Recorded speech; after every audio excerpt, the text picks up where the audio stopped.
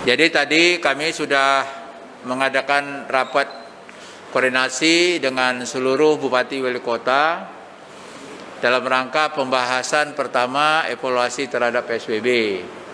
Yang kedua pelaksanaan new normal, dan yang tadi sudah setelah kami menyampaikan arahan, termasuk juga Pak Kapolda memberikan arahan dari semua daerah, kabupaten dan kota yang melaksanakan PSBB, setelah melihat adanya penurunan di masing-masing daerah kabupaten kota dan adanya dukungan disiplin yang berjalan di masing-masing kabupaten kota, sehingga semua kabupaten kota tidak memperpanjang lagi PSBB yang ada dilaksanakan pada 2 minggu yang lalu. Hal ini dibuktikan dengan tadi itu ya penurunan RT kita itu di bawah 1 itu, ya 0,088.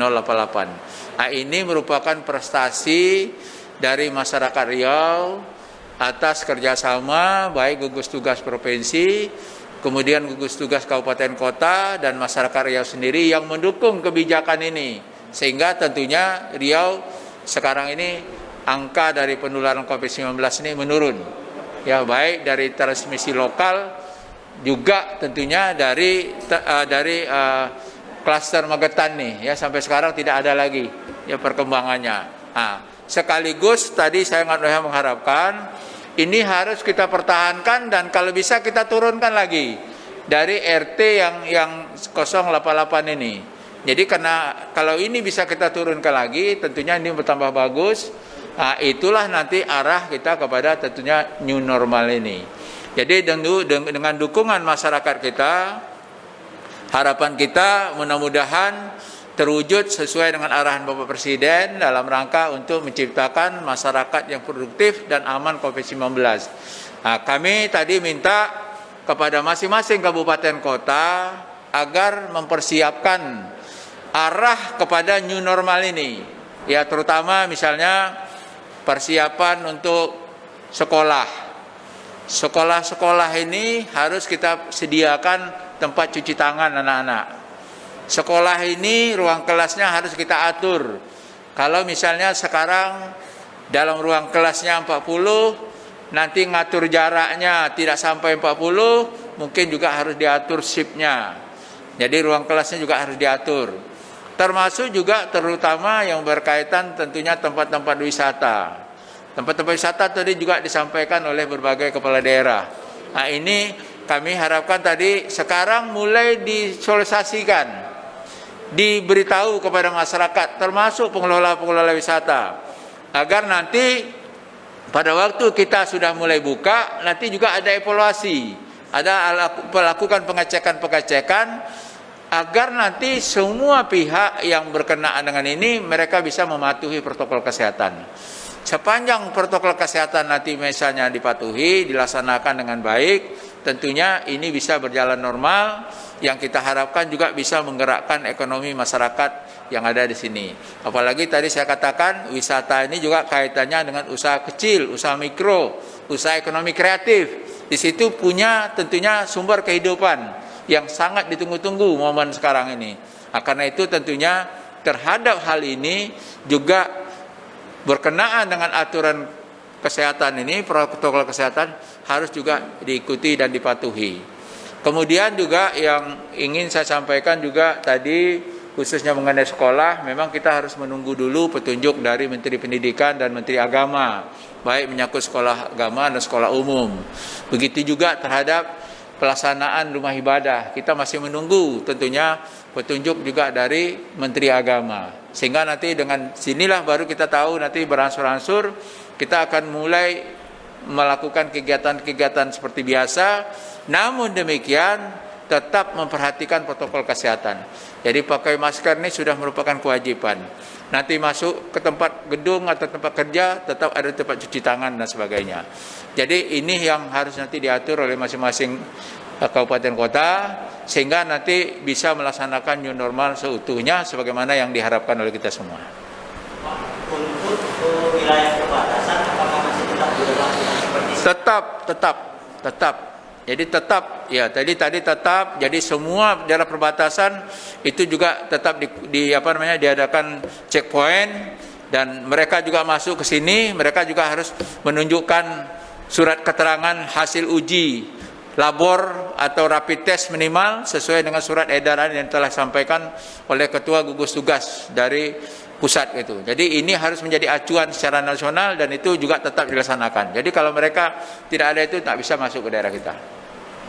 Pak, kalau pembatasan sosial yang sudah kita salurkan itu tetap berlaku untuk bagi 2 bulan ke depan. Kami 3 bulan. 3 bulan. Ya, berarti Mei, Juni, Juli gitu. Ya.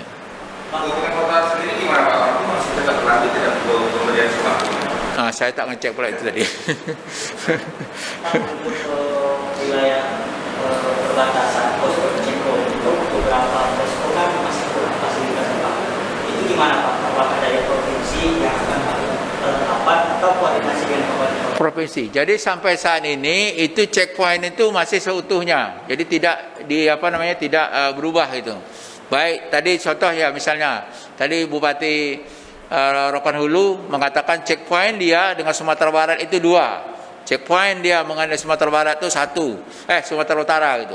Nah, sama juga di Konsing juga begitu. Ada 2 checkpoint untuk Sumatera Barat. Kalau nanti Kampar 1 ada checkpoint. Itu tetap berlaku. Dan itu Sumatera Utara juga seperti itu. Ini juga rekan-rekan besok juga mau ngecek checkpoint ini. Jadi tetap berjalan gitu. Jadi menurut saya ini juga harus kita pertahankan agar nanti kita bisa mempertahankan orang yang masuk ke daerah kita. Yang kita harapkan juga orang yang masuk juga sehat. Pak, peran TNI Polri dalam new normal ini? Ya, TNI Polri ikut terlibat dan mereka lebih banyak. Dan hari ini tadi disampaikan Pak Kapolda tadi ada 413 tempat yang akan dilakukan pengawalan baik dari polisi dan tentara. Jadi ini terutama yang berkaitan daerah-daerah kerumunan, pasar gitu. Ya, pasar tradisional, pasar yang modern dan semuanya lah yang terkait dengan tempat-tempat keramaian. Pak, selain tempat wisata, sekolah, tempat wisata, ada nggak beberapa lagi rumah ibadah? Iya, rumah ibadah tadi disinggung juga, rumah ibadah. Jadi rumah ibadah ini kan masih menunggu kita. Yang rumah ibadah penting itu. Nanti masuk rumah ibadah harus ada ukur suhu badan. Ada cuci tangan, sama protokolnya. Jadi itu tadi saya minta supaya disampaikan kepada pengurus masjid. Tapi kapan mulai pelaksanaannya nunggu petunjuk Menteri Agama yang sampai sekarang belum keluar. Pak, untuk pembukaan new normal sendiri kita akan mulai pada tanggal 1 Juni atau kapan? Sebenarnya new normal ini dari sekarang udah boleh gitu. Tapi nanti untuk pelaksanaan sepenuhnya tergantung kesiapan masing-masing kabupaten. Contoh ini misalnya, kami punya kewenangan terhadap sekolah SMA SMK.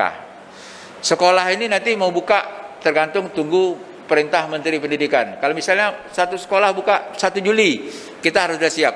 Sekarang sudah harus dipersiapkan apa yang dibutuhkan sekolah tadi. Mengatur misalnya dalam tuh, misalnya tidak bisa 40 orang, 20 saja. Nanti kita lihat di sekolah itu diatur tidak jaraknya sesuai apa yang diarahkan oleh Menteri Kesehatan.